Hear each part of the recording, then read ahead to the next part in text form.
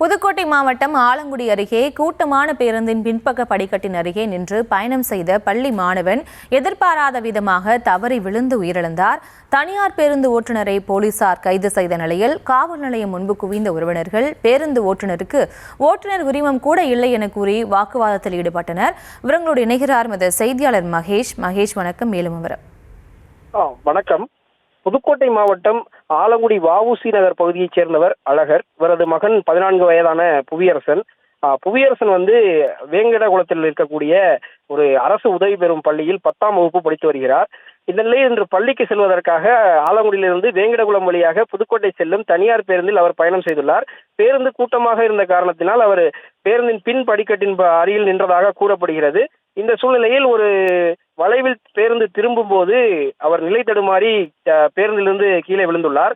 இதனால் அவருக்கு பலத்த காயம் ஏற்பட்ட நிலையில் அவரை மருத்துவமனை கொண்டு சென்ற போது அவர் ஏற்கனவே இறந்து விட்டதாக மருத்துவர்கள் தெரிவித்துள்ளனர். இந்த சம்பவமானது ஆலங்குடி பகுதியில் பெரும் சோகத்தை ஏற்படுத்தியிருக்கக்கூடிய சூழ்நிலையில் மாணவனின் உறவினர்கள் ஆலங்குடி காவல் நிலையத்தை முற்றுகையிட்டு பேருந்தை இயக்கிய ஓட்டுநருக்கு ஓட்டுநர் உரிமம் இல்லை என்ற குற்றச்சாட்டை முன்வைத்து வாக்குவாதத்தில் ஈடுபட்டனர். இது குறித்து போலீசாரிடம் நாம் கேட்டபோது ஓட்டுநருக்கு ஓட்டுநர் உரிமம் உள்ளது என்றும் அது 2 நாட்களுக்கு முன்பு எக்ஸ்பயர் ஆகிவிட்டதாகவும் அவர் இன்னும் புதுப்பிக்காமல் இருப்பதாகவும் சொல்லியுள்ளனர். அதோடு மட்டுமல்லாமல் ஆலங்குடி பகுதியில் இயங்கக்கூடிய அனைத்து தனியார் பேருந்துகளும் அதிவேகத்தில் இயங்குவது தொடர் விபத்துகளுக்கு காரணமாக உள்ளது என்றும் இது குறித்து போக்குவரத்து துறை உரிய நடவடிக்கை எடுத்து பொதுமக்களின் பாதுகாப்பை உறுதி செய்ய வேண்டும் என்ற கோரிக்கை எழுந்துள்ளது. விவரங்களுக்கு நன்றி மகேஷ்.